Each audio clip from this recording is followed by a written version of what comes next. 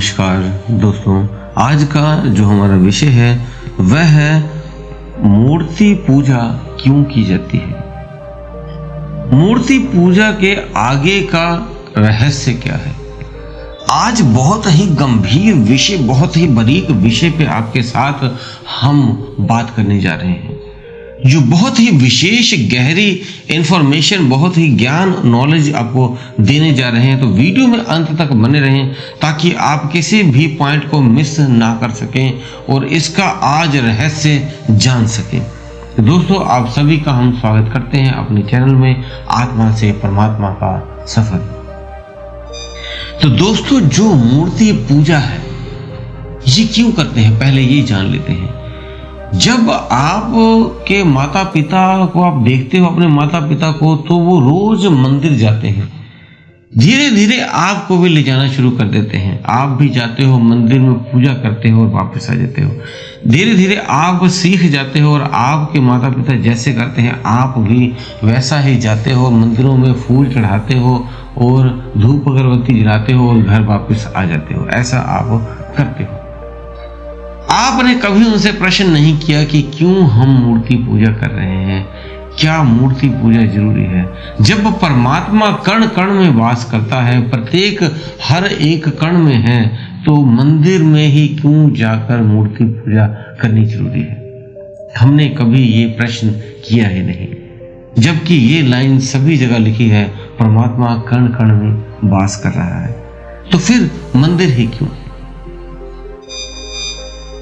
तो दोस्तों, जितने भी आप देखते हो मंदिर अलग अलग बने हैं। शिव का बना हुआ है अलग मंदिर, उसकी मूर्ति भी बनी हुई है और एक लिंग भी बना हुआ है पत्थराकार का, दोनों को भगवान कहते हैं।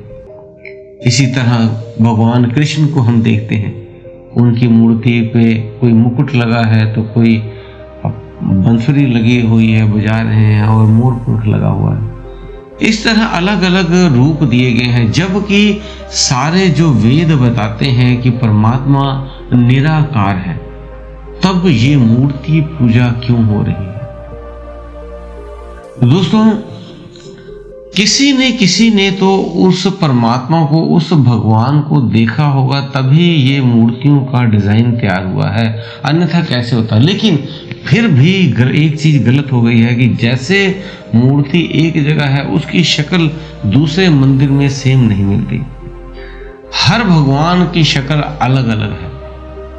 तो ये कौन से भगवान है और कैसे भगवान है, कैसे हम पूजा करते हैं, क्यों करनी चाहिए या नहीं करनी चाहिए, ये सारे सवालों के जवाब आज आपको इस वीडियो में मिल जाएंगे। दोस्तों, पहले तो जान ले, जहां भी मूर्ति रखी जाती है वो मंदिर, सभी मंदिर नहीं होते। ये नहीं आपने कहीं भी 10 मूर्तियां रखी और वो मंदिर बन गया, नहीं। जहां मूर्ति स्थापित की जाती है, अगर कोई वहां पे कोई साधु या कोई ऐसा पुजारी जो उस तत्व से, उस परमात्मा तत्व से जुड़ा है, वो वहां पे उन मंत्रों का उच्चारण करता है। कई लोग मिलके भी, कई पंडित लोग, कई महात्मा लोग मिलकर उस मंत्रों का जप करते हैं वहां पे, तब उस मंदिर की में वो जो मूर्ति है उसमें प्राण आ जाते हैं। इसी को बोलते हैं हम प्राण प्रतिष्ठा करना। वो परमात्म रूप को उन मंत्रों के जरिए बुलाते हैं, उनका आवाहन करते हैं, और जब वो आवाहन करते हैं तो एक मूर्ति को वो केंद्रित करते हैं, तब वो ऊर्जा उस मूर्ति में समा जाती है। उसे हम बोलते हैं जागृत मूर्ति कहते हैं या प्राण प्रतिष्ठित मूर्ति कहते हैं। और जब कोई व्यक्ति वहां पे उस प्राण प्रतिष्ठित मंदिर पे जाता है, माथा टेकता है, तो ऊर्जा उससे टकराती है, ऊर्जा उसको स्पर्श करती है, या उसके नजदीक भी जाते हैं तो वो उसमें से ऊर्जा बह रही होती है, ब्रह्मांडीय ऊर्जा। और वो जब उनके नजदीक, उनके संपर्क में कोई भी साधक जाता है तो उन्हें एक आनंद की प्राप्ति होती है। तो मेन उद्देश्य अब क्या है।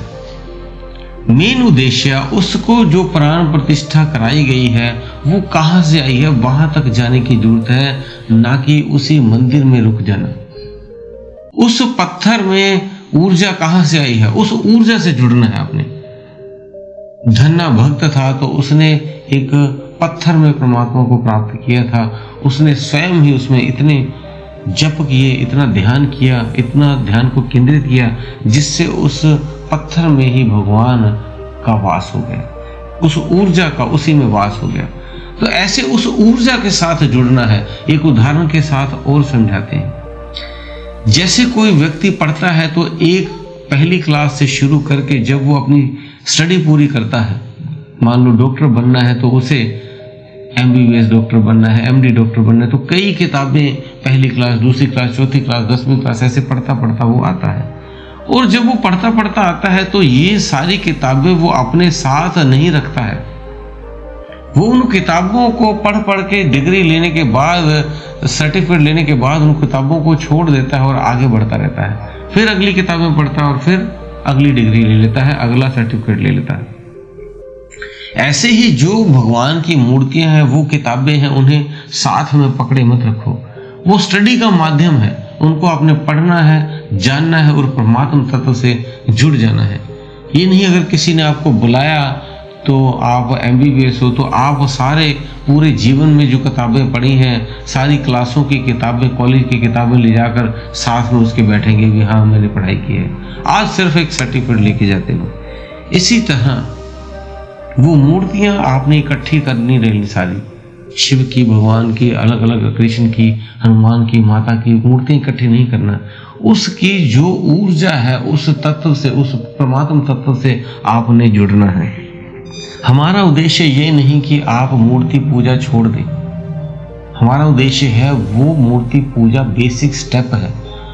उस पहली क्लास से निकलिए और अगली क्लास में जाएं, मेडिटेशन करें, ध्यान करें, तब उस ऊर्जा से आप जुड़ पाएंगे। अन्यथा किसी के द्वारा स्थापित की गई उस ऊर्जा से आप सिर्फ अपने से थोड़ा सा अच्छा महसूस कर पाएंगे, थोड़ी सी इच्छाएं पूरी कर पाएंगे, लेकिन उस ऊर्जा से डायरेक्ट जुड़ जाएंगे आप।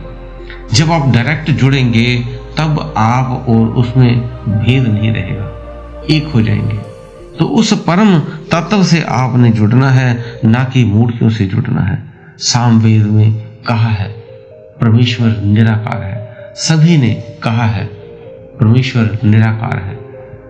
उसने को आकार देने वाले यही लोग हैं हम। हमने अलग अलग शेप दे दी है, लेकिन उस परमात्मा की कोई मूर्ति, कोई तस्वीर नहीं, वो ऊर्जा मात्र है। और आप भी ऊर्जा मात्र हो, आपकी भी कोई शक्लें नहीं है।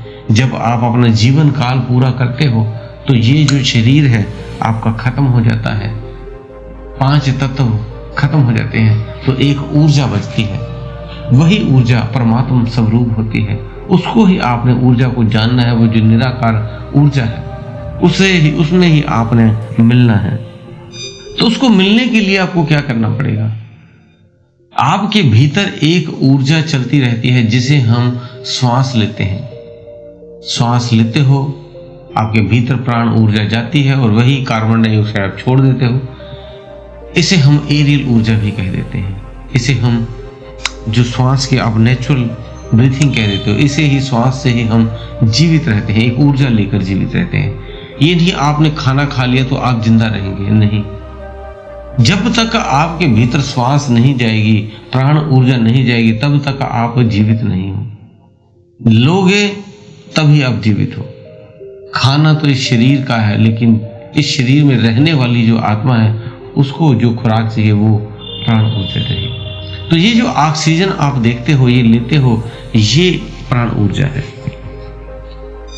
और इस ऊर्जा को जब आप घुमाओगे अपने शरीर के भीतर, तब ये ब्रह्म ऊर्जा बन जाएगी। इसको घुमाने का मतलब है किसी भी एक मंत्र का जप करना या ध्यान करना। जब आप मेडिटेशन करते हो या किसी का मंत्र जप करते हो, तब ये ऊर्जा आपके भीतर स्टोर होनी शुरू हो जाती है, अलग से ब्रह्म ऊर्जा। और जैसे जैसे आप प्रैक्टिस करते रहते हो, ध्यान करते रहते हो, पूजा पाठ करते रहते हो, 1 महीना, 2 महीने, 6 महीने, साल, 2 साल, 5 साल, जब वो ऊर्जा पर्याप्त मात्रा में आपके भीतर स्टोर हो जाती है, तब वो ऑटोमेटिक आपके शरीर में घूमने लगती है। और जब वो एक चक्कर लगाती है, तब आप उस कॉस्मिक ऊर्जा के साथ जुड़ जाते हो और फिर उस परमात्मा तत्व को आप महसूस कर पाते हो, फिर उस आप निराकार को महसूस कर पाते हो। आगे का भी सफर है, निराकार से आगे का भी। 2 स्टेप आज हमने आपको इसमें बता दिए। पहला मूर्ति पूजा और दूसरा निराकार तत्व तक आपने पहुंचना है, तीसरा और है। उसके विषय में भी हम किसी वीडियो में आपको बताएंगे।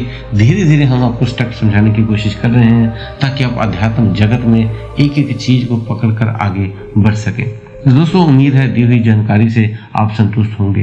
फिर भी आपका कोई प्रश्न है तो आप हमें कमेंट बॉक्स में लिख सकते हैं और वीडियो को ज़्यादा से ज़्यादा शेयर किया करें ताकि और भी लोग आपके माध्यम से ध्यान साधना करने लगे, पूजा पाठ करने लगे और उस ईश्वर के साथ जुड़ सकें। आप भी इसमें अपना योगदान दिया करें। इसी के साथ हम विदा लेते हैं। धन्यवाद।